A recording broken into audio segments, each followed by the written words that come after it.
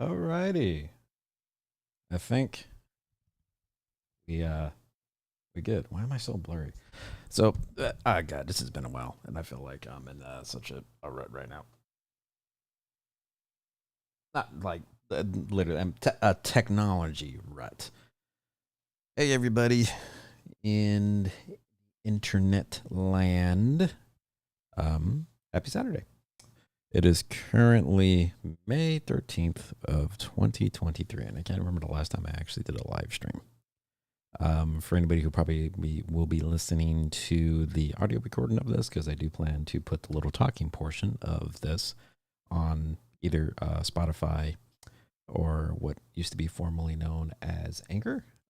If you are not familiar, which probably should have been a smart idea for me to actually put in the title of this live stream or something to that, I have a podcast that is called Indecisive. I post very irregularly. I kind of live true to the name of being indecisive. And every now and then I just kind of pop on when I have something to talk about or just kind of want to just air stuff out because honestly, again, I've said this before in previous live streams and podcasts, it's way cheaper than therapy. Not that anything is relatively bothering me at this point in time, but I do think it's kind of healthy just to talk and to be open and to be vulnerable. And maybe it's a little bit of narcissism if I've heard myself talk or something of that nature, but here we are. And it's been, life has been pretty fucking good. I cannot complain. I try to think of other things that I've talked about on this podcast. I've talked a lot about relationships. I've talked a lot about life and death from just family stuff that happened over the last year or so. I've talked about just my own mental health and the struggles that I have had within the last year or so. And ironically enough, it is Mental Health Awareness Month for the month of May, I believe. I don't know, somebody might need to quote me on that or something. But one thing that I try to do, and especially since the last couple of years, is try to really take care of myself and my mental state and mental aspect. Which I think now more than ever, it's more. I come from, so I just turned 40 years old. I turned 40 years old in January. I'm still technically considered a millennial, I believe.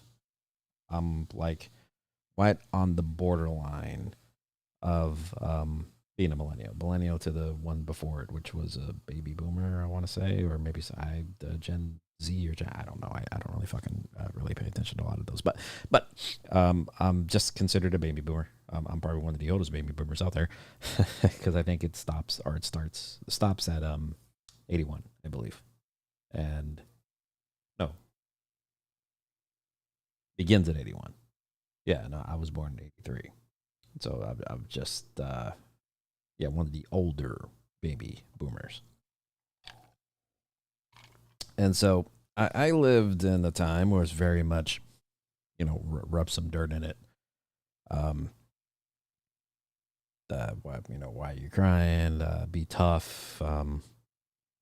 Suck it up, buttercup, all that, right? Where I feel today, people are a little more. It's more. I want to say natural because people still have problems being vulnerable, but I think from where I grown up, it was a little more frowned upon, especially as a guy, and it still is kind of today, where you would even be considered a little more feminine in that way. I can't say that word right now, but um, was would be considered that, not manly and all that, right? Where today it's a little bit more accepted, I guess is the more term that I'm looking for, and I think that's great because in my kind of route that I grew up, it was very much kind of a little bit like that. It wasn't necessarily horrible of like I couldn't really say what I felt, or I always did feel And I think I do have a tendency to be slightly emotional when I become a little bit of a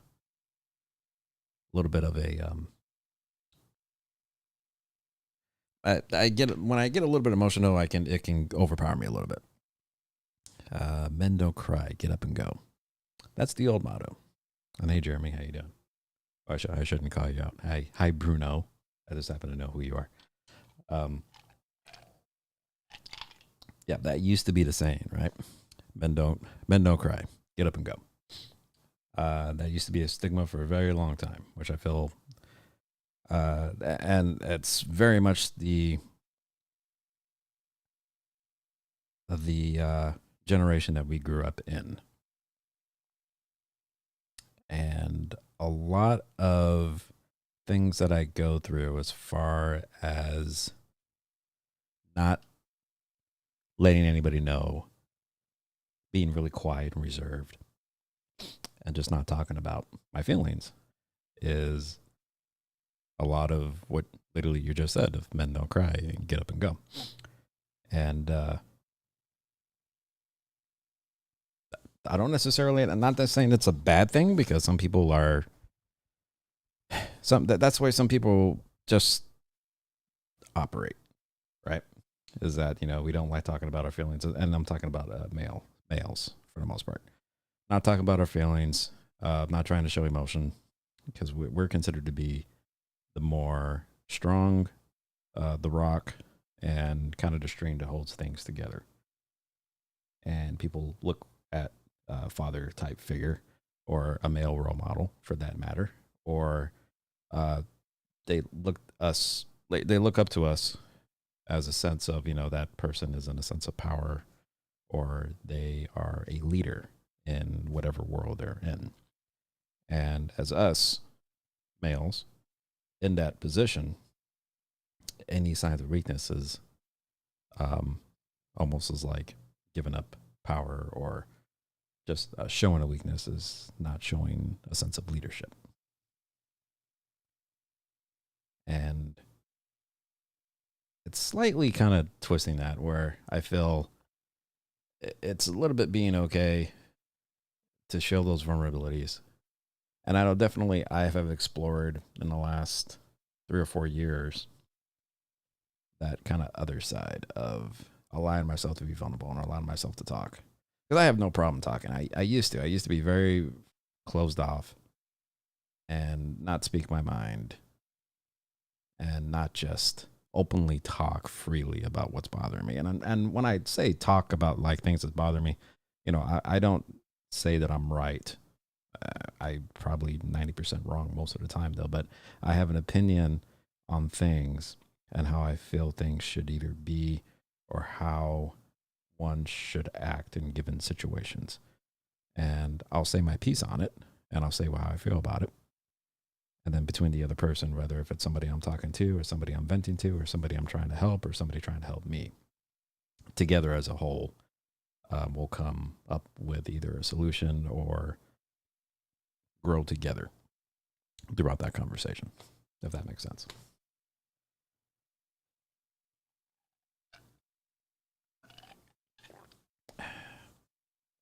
So Bruno, are you still here?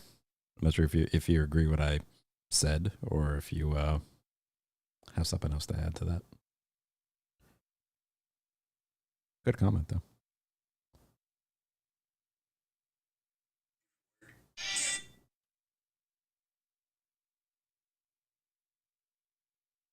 I totally agree. Yep. I know even you and I have had conversations, and some of the conversations that we've had, and for anybody who's listening again to this recording later in the future, I've known this gentleman for God, fuck, how many? Like 30 years? Shit, we're old, dude. Trying to do the math. 5th grade, kindergarten, I was 5, 4 going on 5. And so 5th grade had 5 years, it would have been 10. So we're 40 now. And so, dude, we've known each other for 30 years. Shit. So what I mean, him and I got some time, right? So, and him and I have had good conversations in the terms of being a little more vulnerable with one another. Where before that, and then we'll still still tell a dick joke or some other stupid thing, make each other laugh and stuff because we're still very immature and all right, even though we're 40. But also, I think I do use that as a coping mechanism too. I kind of lighten the room a little bit, say a joke, kind of make.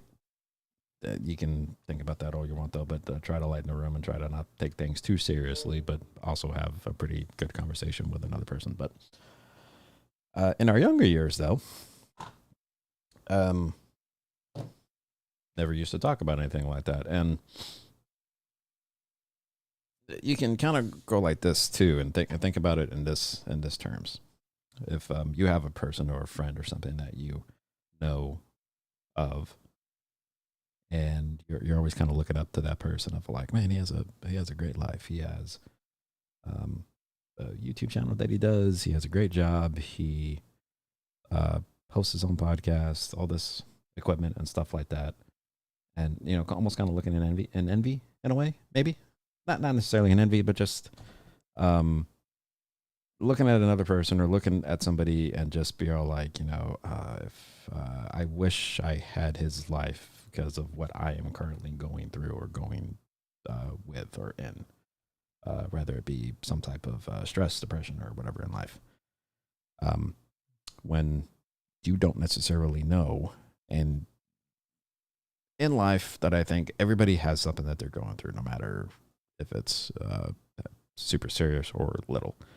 People stress about jobs, people stress about relationships, people stress on family, money, what have you. And there's always something that is bothering some other person. Now, it's not necessarily life or death situation or stuff like that. So like it varies in how people react to certain things too. I guess my point is getting is that you don't know what that person is going through unless you actually talk about it. And in the younger years, I don't think my friends really knew what I was kind of going through. I lived a very sheltered life as a younger kid, but and that had taken a toll on me in my more adult years. I didn't have a bad childhood. I had a great younger childhood, and I had loving parents, but they were super overprotective of me, where I didn't hit a lot of experiences in life until much later in life. And when I turned, God, I think 26 or 27, I probably was only experiencing for the first time what people normally experience in they're 17 or 18. How about that? People view males as the alphas, not showing emotion. That's true. So we're going down this path, and you can kind of see it in society, where, and I think that's a very old school way of looking at it. And I'm not saying it's wrong, but very, very old school. And there's a new school type of, outlook of talk through your feelings and feel your feelings and all that. And but both are, fine. I guess kind of, but it's as the older generation is kind of more or less getting quote unquote old, right? Like the newer generation is kind of coming in with this different mindset and different mentality. And it's at a point where it's kind of colliding, and where old school and new school are not jiving so much together because they're still polar opposite ways of the spectrum. And, you still have some of your old school cats of just like rip some dirt in it and just kind of get up and go, like you said. And there's the other aspect of, feeling through the emotions and talking and doing different things. Like a perfect example kind of is, if you have kids, anybody who's listening, and say they're getting bullied at school or they're getting picked on at school. Now, old school way of thinking, if you're getting a bully picked on in school, if he's pushing at you, you tell him, pushing back. Physicality or pushing back. You push me, I push you. It's one way of looking at it. The other more newer terms of you get pushed, try to talk to him, tell the teacher, avoid conflict, or try to talk or what have you. And so there's kind of those two different styles, and it's funny, those neither of them is wrong. I particularly remember, and growing up, there was I was a really scrawny kid, like super scrawny. Bruno can attest to this, who's listening in the audience and watching. Like I was probably at least one in high school. So think of this: going into high school, I don't even think I was 100 pounds. So I was at least a junior in high school. So I was like really light. I could be tossed around like nothing. So I got picked on. I guess you can kind of say I was a quote unquote kind of nerd if you wanted to define or categorize me. And then so I would get picked on, either pushed around. I had a very high pitched voice too when I was younger, which is funny because I've always was very paranoid of my voice and very insecure about it, where I didn't like talking up. I didn't like just talking in general. Felt really awkward when I had to be in a large social interaction, or if I had to get up and either give a speech of some sort. I'm talking about either in class or even well after high school, going into my adult years, or just even kind of going up to talking to somebody. And I'm talking even like courting a girl in a relationship or anything like that, or like trying to meet somebody new. I was insecure of my voice to the point where I didn't make the attempt, just because I thought I either sounded weird or I sounded not. It wouldn't be something that someone would consider attractive or anything. And that was from trauma from school, of people making fun of my voice, which now I'm totally past that now. Not that I am totally confident like I sound like Brad Pitt or I have this deep voice or anything like that, though. But honestly, in doing this podcast, and this is something I actually haven't even I just recently got over. I think this has probably only been about 2 years ago, where I'm really confident in like, oh, I sound okay, and like there's nothing to worry about, and so build my confidence up in that matter, to a point where I'm actually doing a podcast and talking and doing things, and even posting videos of me like singing. You can find that on my socials if you look anything Iron Tech. But the point I was trying to make, though, is that I was getting picked on, and there were some times that I stood up to bullies. They pushed me, I pushed back,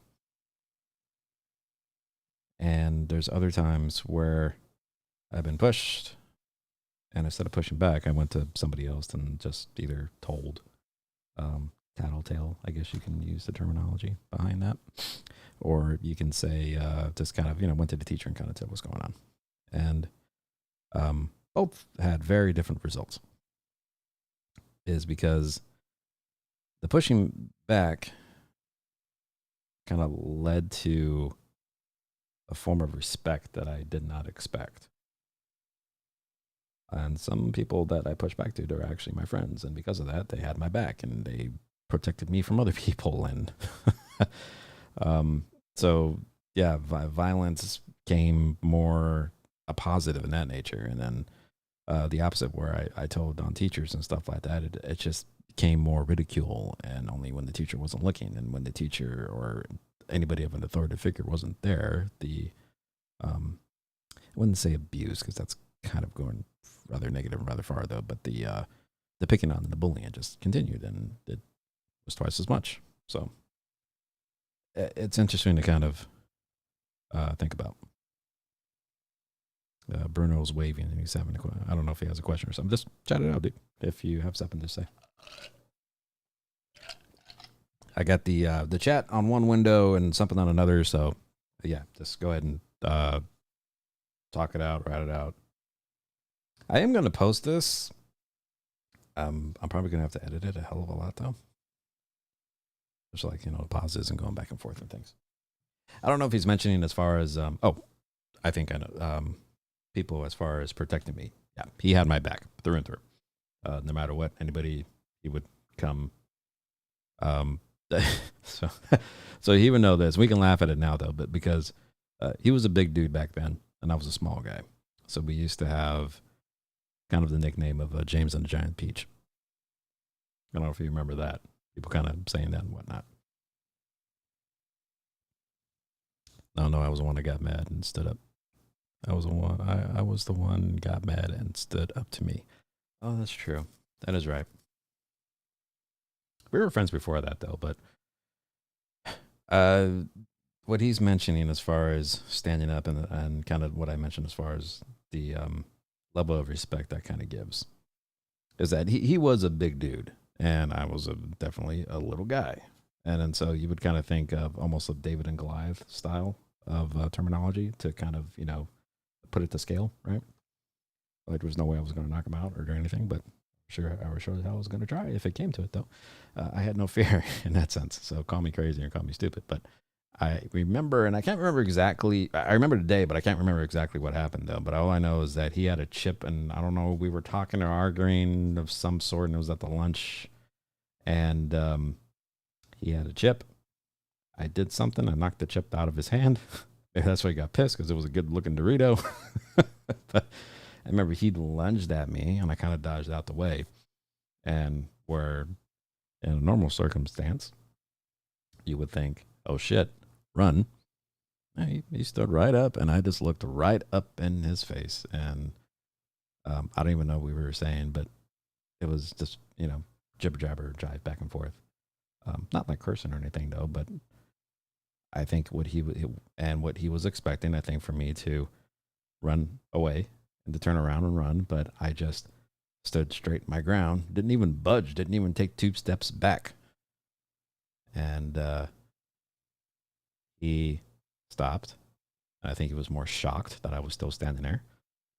Almost to the point of like, this motherfucker's crazy. And kind of sat back down.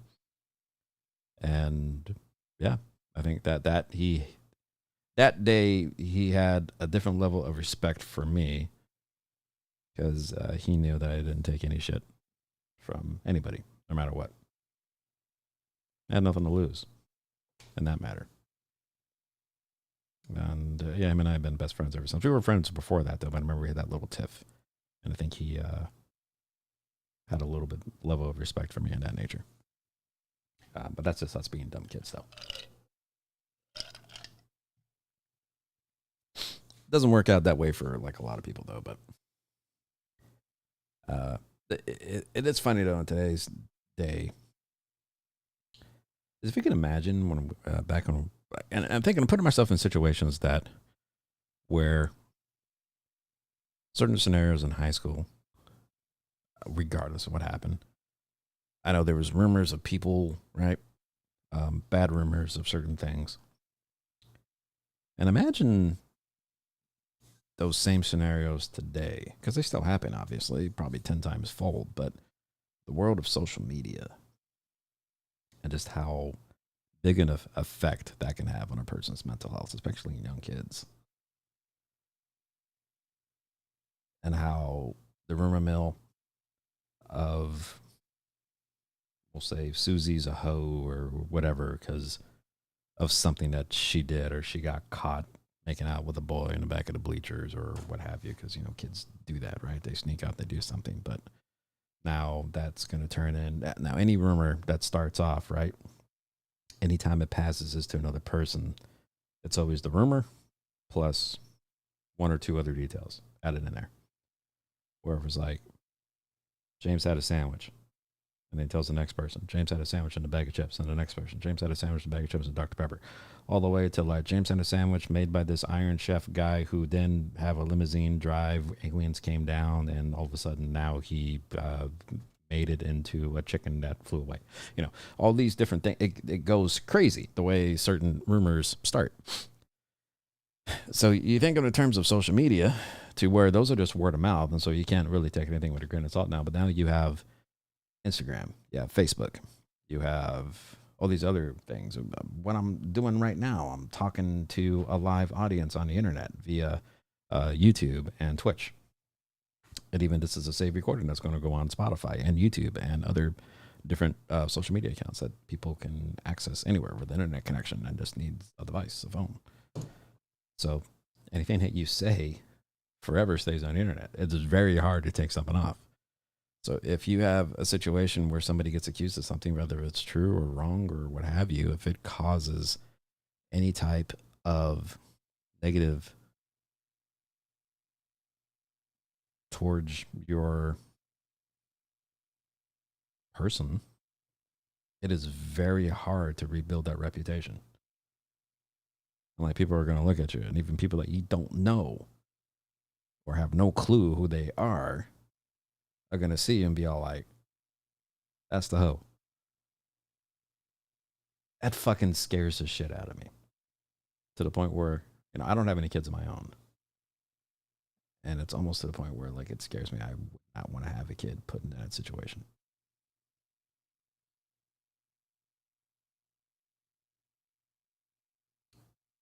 Well, social media is a wonderful thing. Same time, social media is the most evil thing. So I went down a little dark hole real quick. And there's one thing that I've read articles and certain things about depression.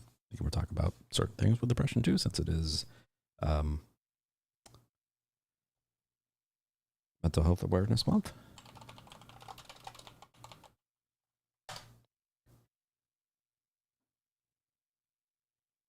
Take a look at something real quick.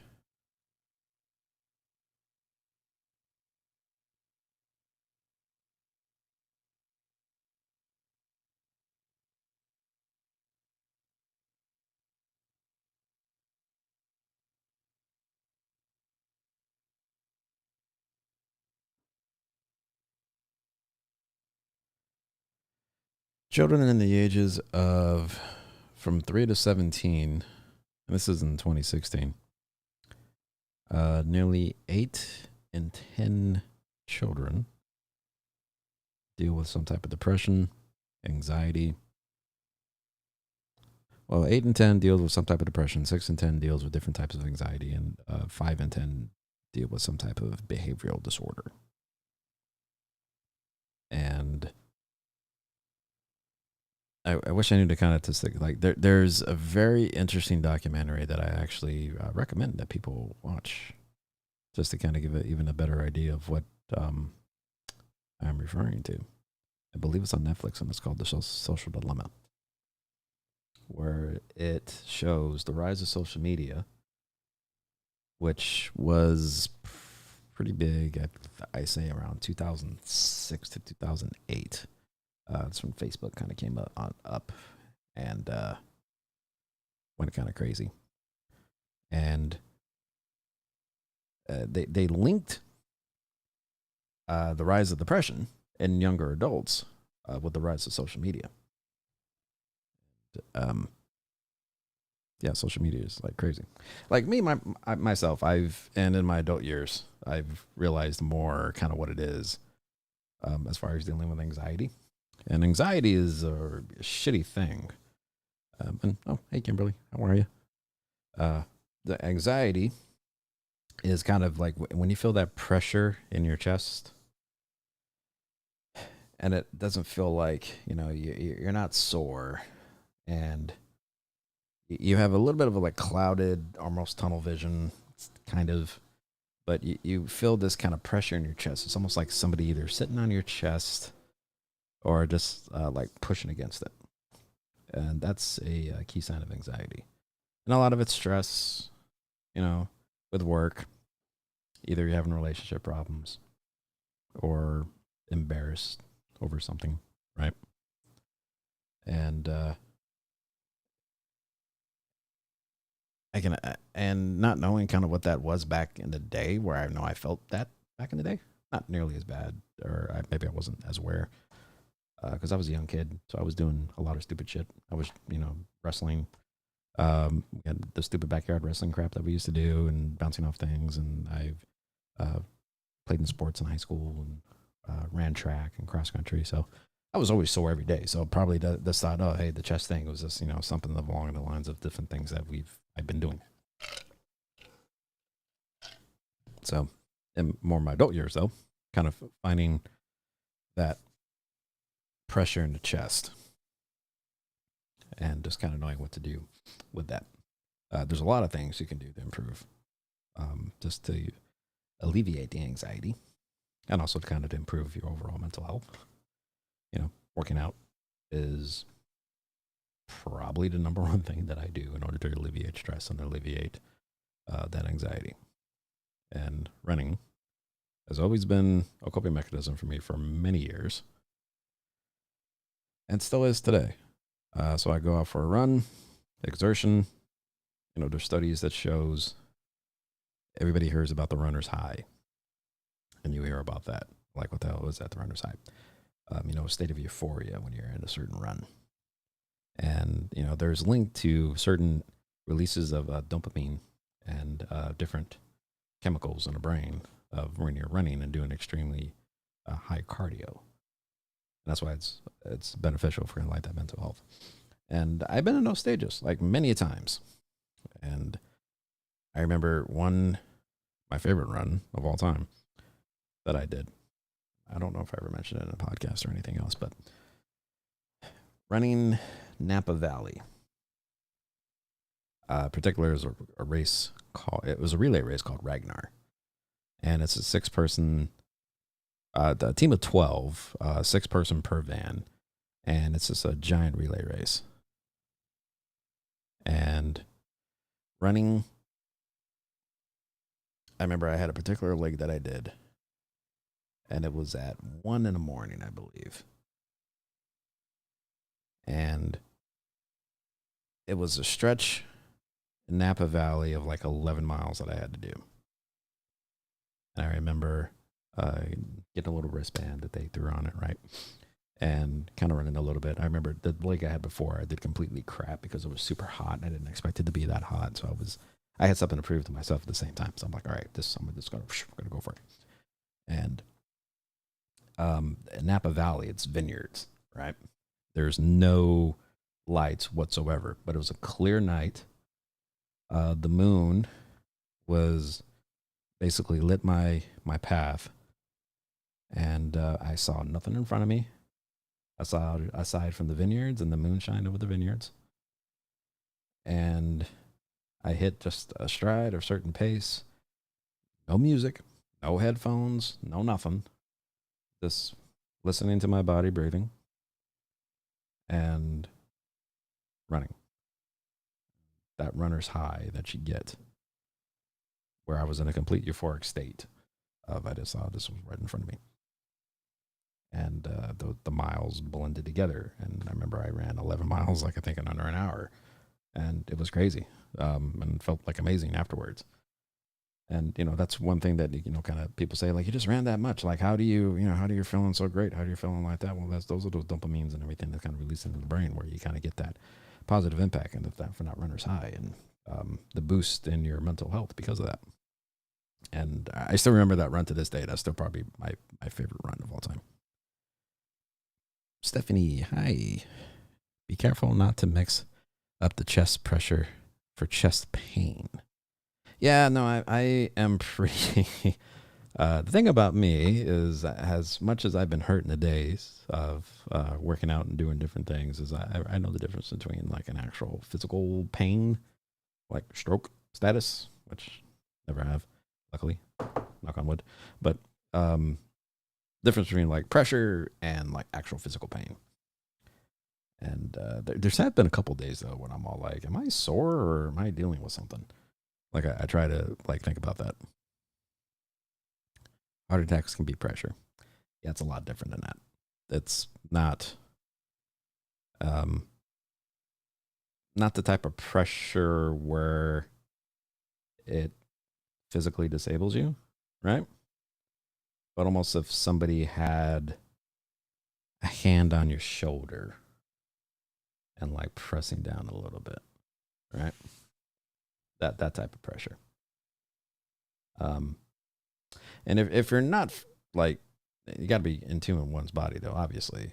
And even the point that I kind of mentioned earlier, don't keep shit to yourself. If you feel like you're going through something, talk up and talk and let somebody know and just say, hey, I'm going through this, I'm going through that. That's for all the listeners, just healthcare worker here, Kiki.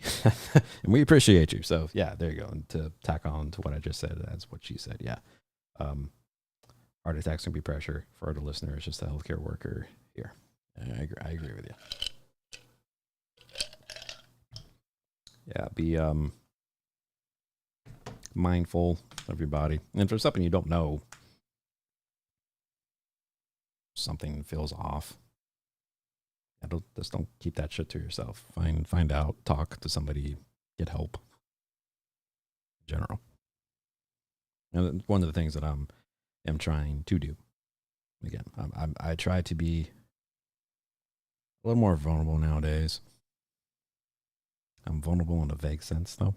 Like I just don't blurt everything off. Of like, well, again, if I just said something that would be rather vague, not what it. No, but just trying. If shit's bothering me on my mind, I'll talk it out. And I mean, things again has been relatively good. Work has been great and things like that. I deal with stress like everybody else. It's one of my key things that I do for, again, anxiety and stress, relieving stress is working out. There was an interesting thing that I read a little while ago that talked about stress. And normally when everybody says, I'm overworked or I'm this, leading to stress because I'm working too much and things like that, I would have said, the quote said, you're not stressed because you're doing too much. Is you're stressed because you're not doing enough.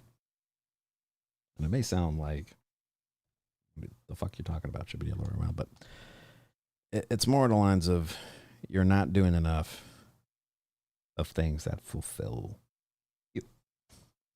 So if you're stuck in the dead end job, if you're a mother with kids, and all you're doing is taking care of kids, taking care of work, husband, if that's still in the picture, doing things for other people. And of course, that's going to lead to stress because the one person that you need to take care of that you're not is you, yourself. No matter what that is. I don't mean you ignore everything else, but you have to make time for you.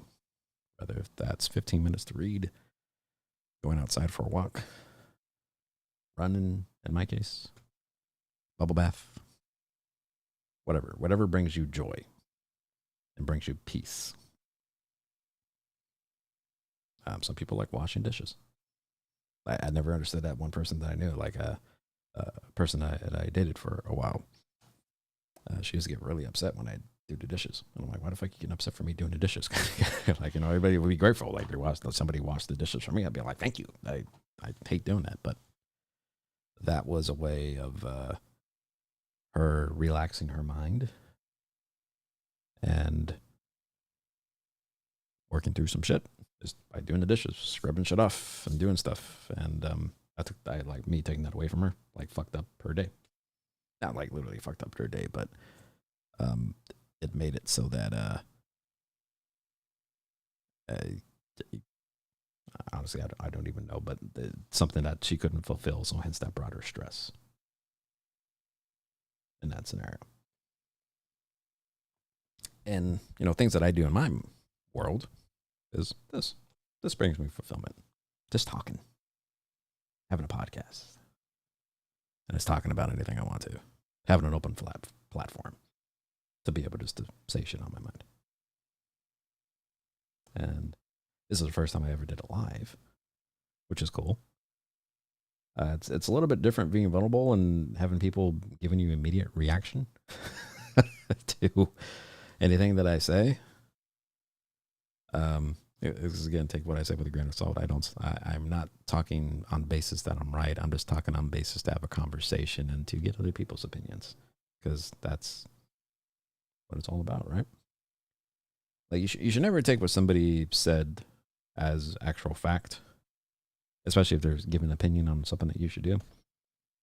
You can take things in consideration and then doing making your own and um, processing and doing what is best for you in a given scenario. Like even we'll go to relationships. The relationship is a very easy way to kind of talk about that. If a friend tells you to break up with somebody because of whatever X, Y, Z are not bad for you, and you do that just because the friend thinks it's a good idea, that is not a good move for you. If the opposite, you want to break up with somebody, but they say no, stay with him because of X, Y, and Z, and you stay with him because of X, Y, and Z, again, not good for you. You take what you have and you take what somebody else is giving you, and you don't marry those two together though, but you almost like make a pros and cons list of like, okay, hey, they mentioned this, and yeah, but then weigh it out to the other negative side of what you think, and whatever outweighs more is normally pretty much your decision.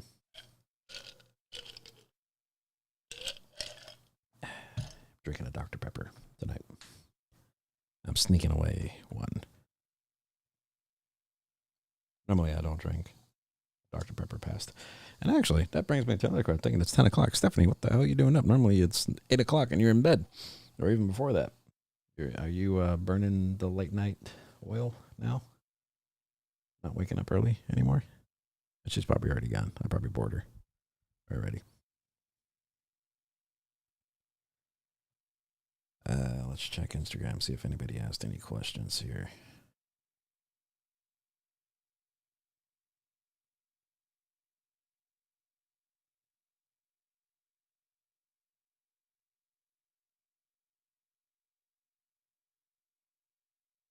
Nope, no questions from anybody.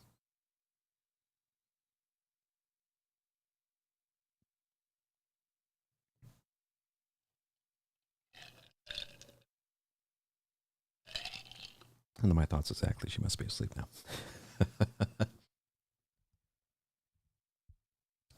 Boy. Oh, nope. Prepping for a surprise baby shower and Mother's Day celebration after church tomorrow. Oh, very cool. That is right. Tomorrow is Mother's Day. I don't even think I mentioned it yet on this podcast. Yeah, happy Mother's Day to all the mothers out there. It was Mexican Mother's Day on the 10th, which was this past Wednesday, I believe. It's funny. My mom, who is Mexican, who I love very much, I wished her happy Mexican Mother's Day, and she's all like, "Oh, is that today?" She had no clue. No clue it was even that day. But my mom is very white when it comes to Mexican holidays and stuff.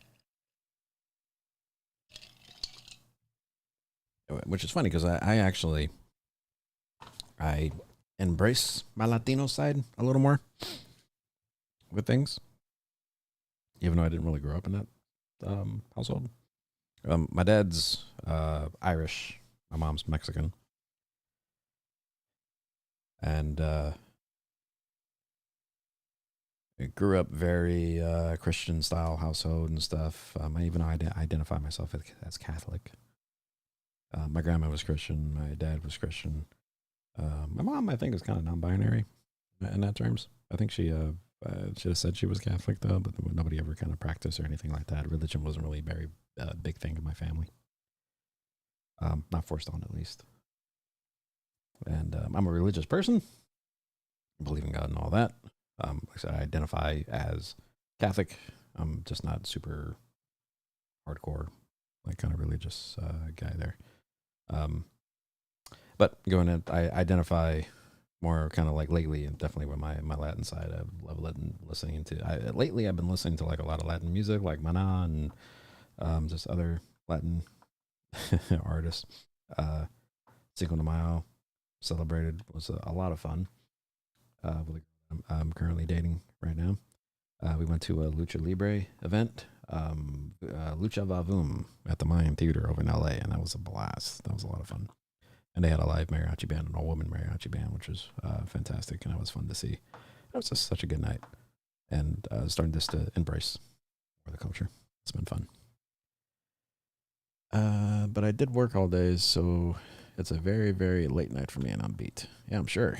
Like past 10 o'clock. That's way past your bedtime.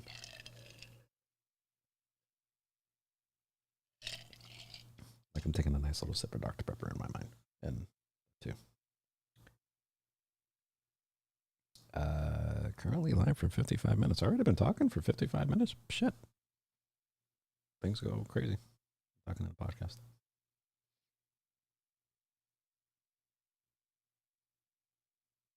You must have nothing to do if you're listening to me on a Saturday night while you're helping out your church celebration, setting everything up and whatnot.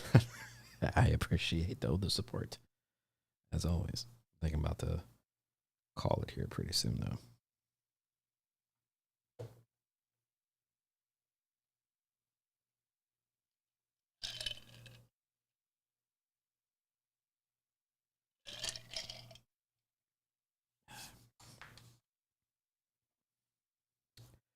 I posted something earlier today though,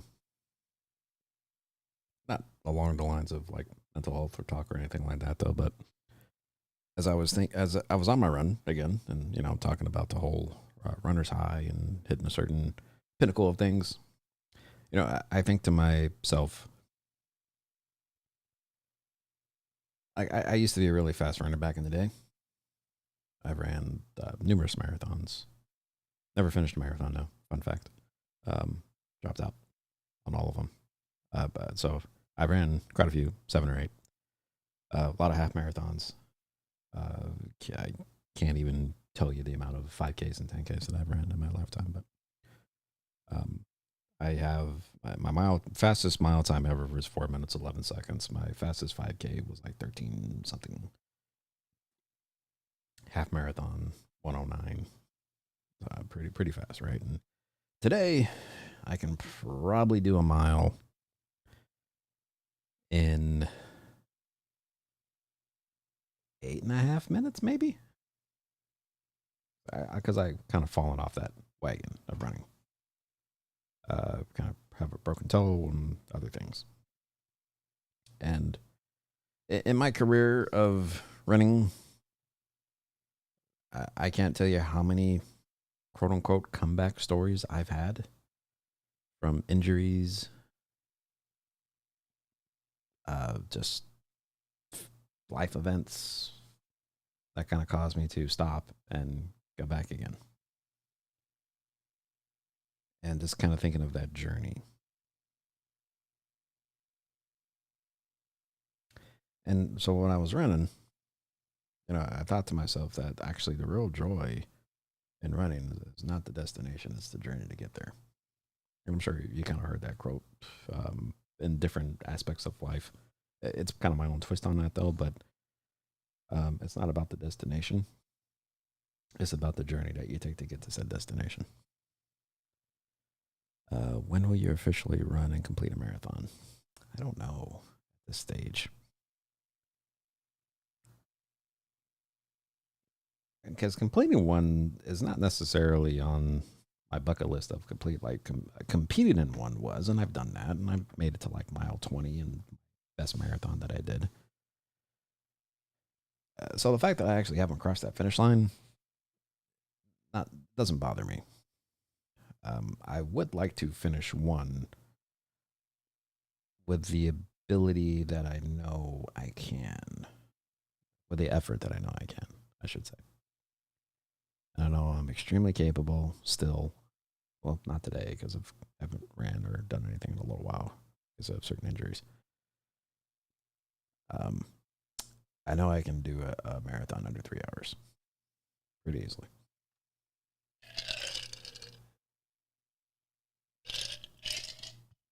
But I don't know if I want to go through all that again.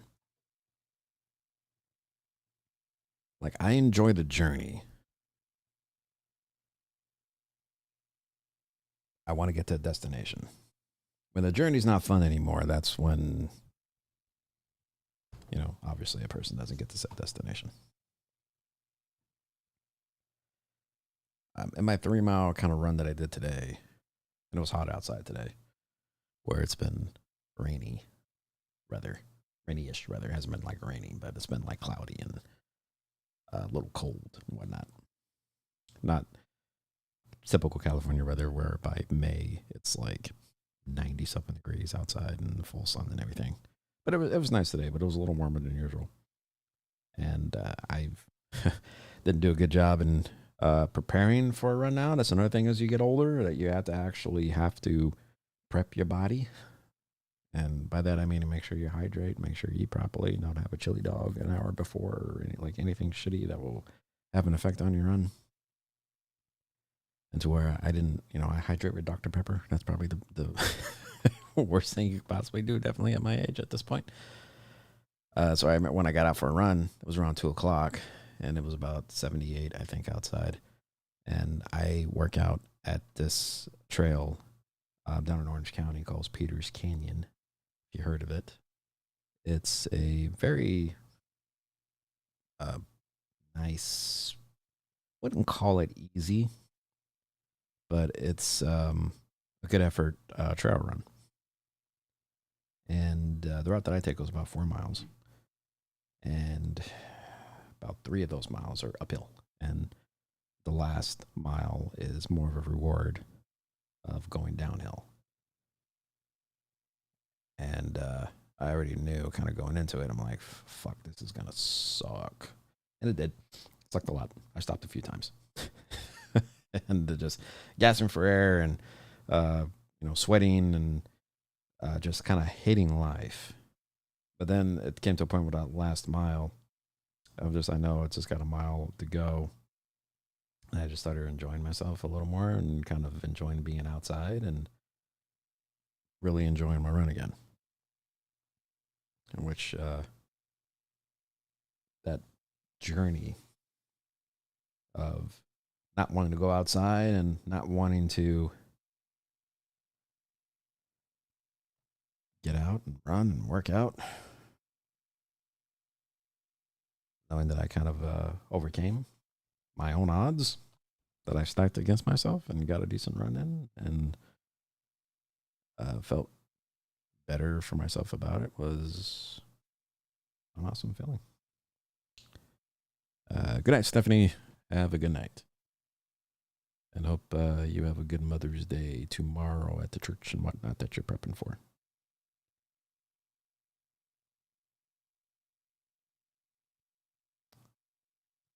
Yeah.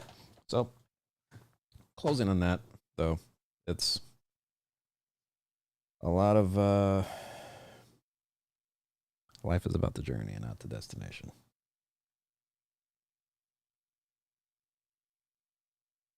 Yeah. So don't worry about the destination.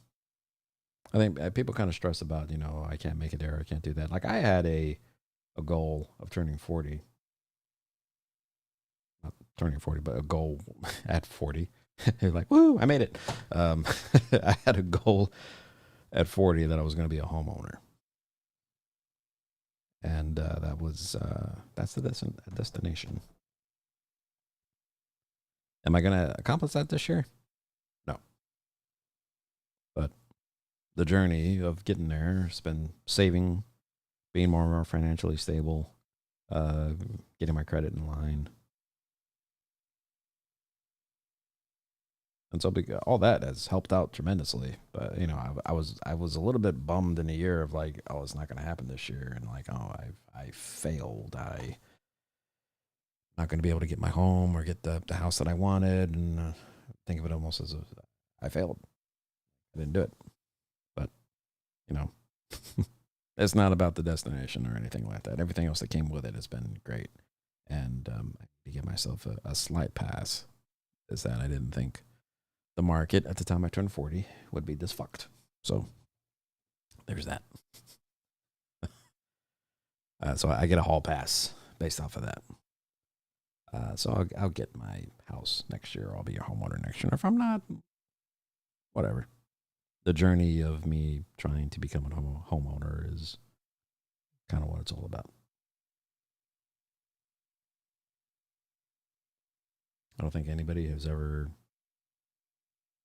regretted that journey. I know people that regret that it didn't make to the destination, but I don't hear anybody ever complain that the journey to get there was that bad. Yeah, it's been tough. I'm sure other people's journeys has definitely been stressful and taken a toll.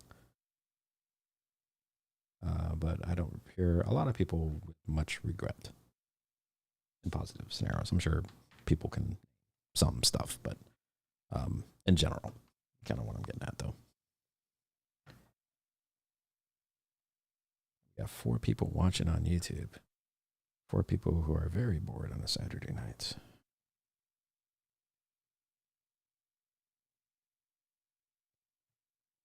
Well, I think I'm going to call it here though. Appreciate everybody who kind of came on to this kind of chat a little bit and to humor me. I might come on here like once a week or so, just talk. I do plan to play some games though. And I should probably stream it. So I'm going to stream on Twitch if anybody wants to watch, play some games. Maybe. I'm old now, so I'm tired. I might just go to bed.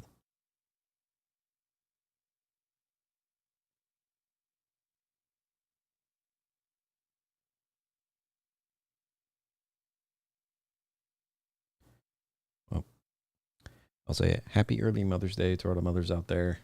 Hope everybody has a wonderful day tomorrow. And hope if you have the opportunity to give a hug to your mom or give them a call or just tell them that you love them, please be sure to do that. Even if you don't normally, or if you're not talking to your mom or whatever, just message them or send them something or just let them know that you love them and care for them. Because one thing in life is that you never know